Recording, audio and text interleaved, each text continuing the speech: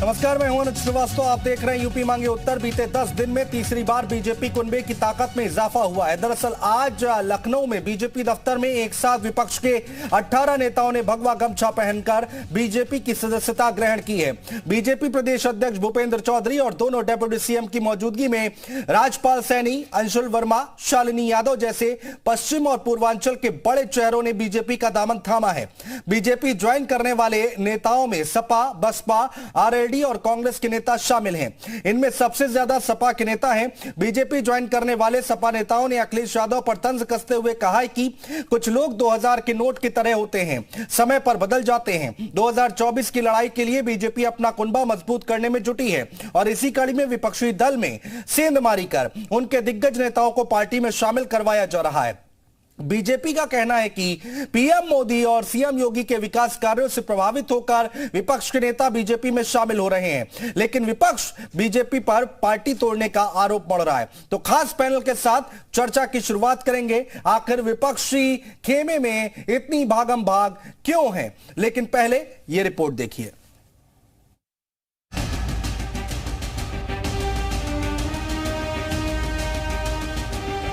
माननीय मोदी जी के नेतृत्व में जो अंत्योदय की योजनाएं, हमारी गरीब कल्याण को समर्पित सरकार की योजना है, उत्तर प्रदेश और देश के विकास की योजनाएं, उन योजनाओं के साथ जुड़कर उससे प्रभावित होकर भारतीय जनता पार्टी के परिवार में सदस्य निर्णय लिया।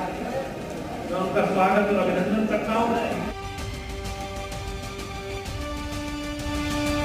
जो भारी संख्या में लोग भाजपा परिवार का हिस्सा बने हैं, मैं हृदय से सबका स्वागत करता हूं, अभिनंदन करता हूं। और जो आशा है और विश्वास है 2024 में उत्तर प्रदेश से 80 में से 80 सांसद निकालने का हमारे सभी वरिष्ठ नेताओं की उपस्थिति में भारतीय जनता पार्टी की सदस्यता ली है। ऐसे सभी साथियों का मैं हृदय से स्वागत करता हूं, अभिनंदन करता हूं। जनता लगातार दबाव बना रही है, भारतीय जनता पार्टी में जाइए, भाजपा ही कल्याण कर सकती है। तो इसलिए सब लोगों में भगदौड़ मची है कि भारतीय जनता पार्टी में आए। हमारी 80 सीटें उत्तर प्रदेश में जीतने वाले। मैं भारतीय जनता पार्टी की नीतियों से प्रभावित होकर माननीय नरेंद्र मोदी जी के नेतृत्व में जो सरकार चल रही है, केंद्र की सरकार, उनके कार्यक्रमों से, उनकी नीतियों से प्रभावित होकर मैंने भारतीय जनता पार्टी ज्वाइन की है।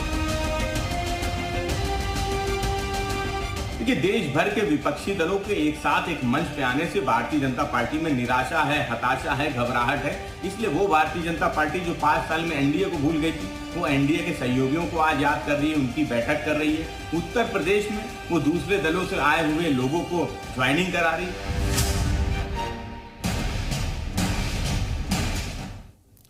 तो सवाल यहां पर यही है कि इतनी भागम भाग आखिर क्यों मची हुई है। ओपी सिंह प्रवक्ता भारतीय जनता पार्टी से हमारे साथ जुड़ गए हैं। फखरुल हसन चांद साहब हैं, प्रवक्ता है समाजवादी पार्टी से जुड़ गए। संदीप श्रीवास्तव जी राजनीतिक विश्लेषक हमारे साथ जुड़ चुके हैं। आप तीनों का बहुत स्वागत है। संदीप जी, शुरुआत आपसे करेंगे चर्चा की। जरा समझाइए, इतनी भागम भाग आखिर क्यों विपक्ष में, क्या जरूरत आ रही है? नहीं, देखिए, ये तो मुझे लगता है ये पहली बार अनुज जी नहीं हो रहा है। हर बार जब आप लोकसभा के चुनाव करीब आते हैं तो इस तरह की भागम भाग दिखाई पड़ती है। और चूंकि भाजपा ने जो रणनीति अपनाई है खासकर उत्तर प्रदेश में, और जिस तरीके से विपक्ष अभी उत्तर प्रदेश या पूरे भारत में आप कहिए इंडिया नाम उसको दिया गया है, तो क्या इंडिया के साथ वो एक साथ होता दिखाई पड़ रहा है? मुझे लगता है कि जो विपक्षी दल के नेता हैं उनको ये लग रहा है कि शायद इस बार जो 24 का लोकसभा चुनाव है वो उत्तर प्रदेश में शायद भाजपा के पक्ष में जाता हुआ दिखाई पड़ रहा है। उनको ऐसा लगता है, इसलिए मुझे लगता है कि उनकी जो दौड़ है वो भाजपा की ओर बढ़ गई है। और भाजपा के जो सहयोगी उत्तर प्रदेश में हैं, उन्होंने भी विपक्ष को एक नई चुनौती दे दी है कि विपक्ष उत्तर प्रदेश में उससे कैसे उभरेगा, क्योंकि उत्तर प्रदेश में अब समाजवादी पार्टी ही एक विपक्ष की पार्टी के तौर पर, एक बड़ी पार्टी के तौर पर आपको दिखाई पड़ रही है। उसके अलावा उनके साथ कोई भी दल जो है वो उस तरह का दल नहीं है जो राजनीतिक तौर पर बीजेपी को चुनौती कहीं देता हुआ दिखाई पड़ रहा है। तो मुझे लगता है कि ये एक बड़ा विषय है जिसकी वजह से भाजपा की ओर जो क्षेत्रीय नेता हैं या जो राष्ट्रीय स्तर के जो नेता थे उनका आकर्षण उस तरफ ज्यादा बढ़ रहा है और भाजपा की ओर लोग इसी वजह से भाग रहे हैं कि शायद 24 में उनको एक नई उम्मीद उस पार्टी की ओर दिख रही है कि शायद उस पार्टी में जाते हैं तो उसका एक नया रिजल्ट आएगा। फखरुल हसन साहब के पास चलेंगे। बिल्कुल, समाजवादी पार्टी के प्रवक्ता हमारे साथ हैं। फखरुल साहब, एक तरफ आप लोग विपक्षी एकता की बात कर रहे हैं, एक मंच पर सारे नेता देखने को मिल रहे हैं, मीडिया के सामने आ रहे हैं, बड़ा मैसेज देने की कोशिश कर रहे हैं, वहीं दूसरी तरफ आपके नेता रुक नहीं पा रहे। 18 नेता अगर पार्टी छोड़ देंगे, ठीक है 18 आपके ही नहीं है, सबके मिला के कह रहा हूं, तो ये सवाल तो उठेगा ना कि आखिर क्या वजह क्या है। देखिए, भारतीय जनता पार्टी में हताशा है, निराशा है, इसलिए आज उनको दूसरे दलों के लोगों पे नजर है कि इसको पार्टी ज्वाइन करा ली जाए। जो भारतीय जनता पार्टी 5 सालों में एनडीए भूल गई थी, कहा था तो मोदी जी की सरकार, मोदी जी अकेले हैं, मोदी जी वर्सेस ऑल। आज तो मोदी जी 38 दलों के साथ हैं और आने वाले समय में हो सकता है वो 38 नहीं 48 और 58 दल भी हो सकते हैं। तो भारतीय जनता पार्टी को आखिर जरूरत किसकी पड़ रही है? और कमजोर जो होता है उसको जरूरत पड़ती है। इसलिए भारतीय जनता पार्टी आज दगे हुए कारतूस जो दूसरे दलों में जिनको जनता ने किनारे लगा दिया, आज उनकी ज्वाइनिंग हो रही है। तो भारतीय जनता पार्टी फखरुल साहब, अब आप देखिए ना, आप पूरा विपक्ष लेकर बैठ गए हैं, अलग अलग पार्टी अलग अलग नेता एक मंच पर दिखाई दे रहे हैं, आप अपना ये तो फिर आप कमजोर नहीं हुए? आप क्यों जा रहे हैं फिर साथ में? अकेले लड़िए ना, आप लोग एक साथ क्यों दे रहे हैं मैसेज? अब बीजेपी के साथ अगर कोई जाएगा तो बीजेपी कमजोर, ये तो बात समझ में नहीं आती ना। नहीं, तो ये बात तो मेरे भी समझ में नहीं आती कि भारतीय जनता पार्टी इतनी मजबूत है तो 38 दलों की उसको क्यों जरूरत है? आपकी दूसरी बार केंद्र में सरकार है, दूसरी बार उत्तर प्रदेश में सरकार है, आखिर आपने जनता के लिए काम नहीं किया ना, इसलिए आज आपको दलों को तोड़ना पड़ रहा है। आपको महाराष्ट्र में आपने छोटी शिवसेना बना ली, छोटी एनसीपी बना ली, उत्तर प्रदेश में जो दल आपको छोड़ के चले गए थे जाति जनगणना के नाम पे, आज उन्होंने फिर से आपसे समझौता कर लिया। तो जरूरत तो आपको पड़ रही है ना उन दलों की, उन मौका परस्तों की जो किसी ना किसी कीमत पे आपके साथ आने को तैयार है, उनकी कीमत लगाई। ओपी सिंह साहब जवाब दीजिए, क्यों जरूरत पड़ रही है? समाजवादी पार्टी के प्रवक्ता ने जो थोथा बयान दिया है उसको सभी समझते हैं। देखिए, सीधा सीधा सवाल और सीधा सीधा जवाब। समाजवादी पार्टी में भगदड़ मची है, उसका कारण है कि डूबती हुई नाव पर कोई भी बुद्धिमान सवार होना नहीं चाहता, नंबर 1।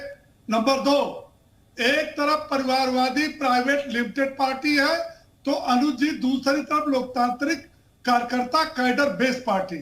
नंबर 3, जिस पार्टी के मुखिया अखिलेश यादव हैं, 2014 से कोई भी उनके नेतृत्व में चुनाव नहीं जीता सका। और समाजवादी पार्टी में जो लोग हैं वो अच्छी तरह से जानते हैं कि न तो इस पार्टी का 2024 में कोई भविष्य है, न इस पार्टी का 2027 में कोई भविष्य है। और इतने नहीं है अनुज जी, 2 दर्जन से अधिक समाजवादी पार्टी के विधायक, पूर्व मंत्री अभी भी हमारी पार्टी के संपर्क में। इनके कहने का तात्पर्य क्या? मतलब अभी पिक्चर बाकी है। भारतीय जनता पार्टी, ओपी सिंह साहब आप बड़ी खबर दे रहे हैं कि अभी पिक्चर बाकी है। 2 दर्जन यानी कि 20-30 लोग अभी और लोग हैं संपर्क में। और ये देखिएगा, कहिएगा तो मैं तारीख भी बता दूंगा आपको। और देखिए ऐसा है अनुज जी, बता दीजिए तारीख। चलिए कोई बात नहीं, बता दीजिए तारीख। वो बताना ठीक नहीं है, वो आप खुद ब्रेकिंग न्यूज चलाएंगे, जैसे आज समाचार चला रहे हैं वैसे ही चलाएंगे। देखिए, जो लोग भारतीय जनता में समाजवादी पार्टी से टूट करके आ रहे हैं वो साधारण व्यक्ति नहीं है। साहब सिंह सैनी साधारण व्यक्ति नहीं है, 4 बार का विधायक, पूर्व मंत्री जो है जगदीश सोनकर सामान्य व्यक्ति नहीं है। दारा सिंह चौहान समाजवादी पार्टी के विधायक छोड़ के आ रहा सामान्य व्यक्ति नहीं है। इनके पार्टी में भगदड़ मची हुई है। अच्छा ओपी सिंह साहब, आपने इतना हिंट दिया, थोड़ा और बता दीजिए, नाम बता दीजिए, कौन है संपर्क में, किस स्तर का नेता, यही बता दीजिए। जिला स्तर का नेता है, राष्ट्रीय स्तर का नेता है, कौन है?